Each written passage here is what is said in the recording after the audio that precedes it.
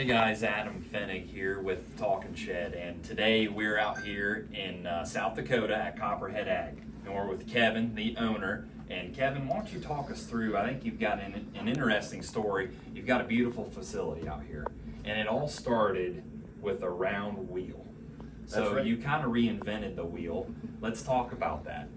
So back in 2008, 2009 timeframe, we moved across the street into what used to be an old grocery store, and we had a machine shop going there, and we had latched onto a large manufacturing machining contract, and once the economic crisis hit, that business basically went away, and then some local farmers came in with the idea of a spike closing wheel. So with prior knowledge at other jobs and stuff, we kind of put the thing in motion and started working on the Furrow Cruiser. And Okay. So, like I was telling you before, if we wouldn't have been slow at that time, we probably would never even considered looking at getting into the ag market. But because we were slow and we needed something to do, we started tweaking with different designs, and we were able to turn around, 3 or 4 different styles of wheels in a very short amount of time to do some field testing, and that's ultimately how we ended up with the Furrow Cruiser.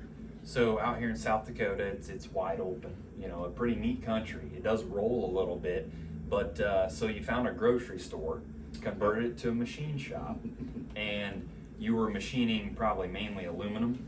Aluminum, steel, stainless, all the typical steels and materials, but we had experience machining plastic, and we understood the properties of UHMW, and so that's why we ended up choosing UHMW for the production of the wheel. Sure. So from a machine shop of mainly metal to then poly, and so what date, you said this was like 08, 09 Correct. time Yep. frame? Yep. So from 08, 09, you start selling the wheel, and how fast did that take off, and what were your thoughts and goals at that time?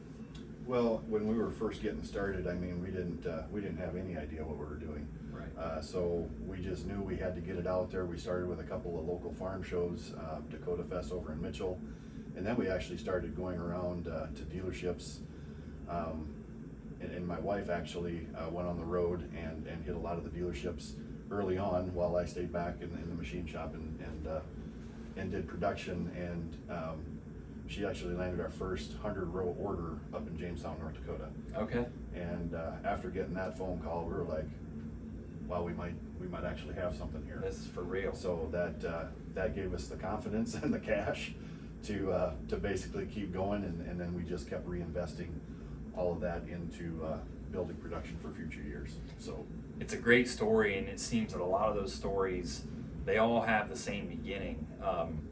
Back up against the wall, really not sure what the heck you're doing at the time. And I know a lot of dealerships, a lot of products in our ag sector are honestly started the same way.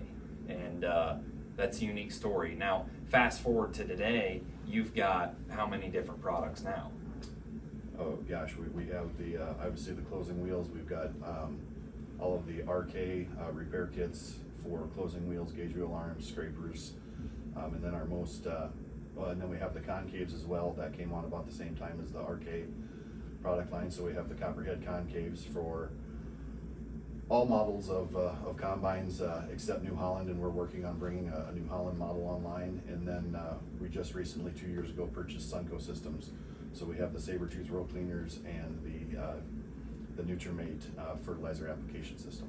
Sure. So pretty well-rounded lineup of products, and just built a new facility here last October. We moved into it, and today we have the open house, and hoping to get customers and dealers here and welcome everybody and showcase kind of what we do here at Copperhead. That's great. I think that customers and owners of your product, I think, would really enjoy to hear the story of how it started and kind of get to know the owner behind not only the Furrow Cruiser, but the RK products and probably more products to come down the road. Appreciate your time, Kevin, and having fun out here in South Dakota, and we look forward to seeing everyone today.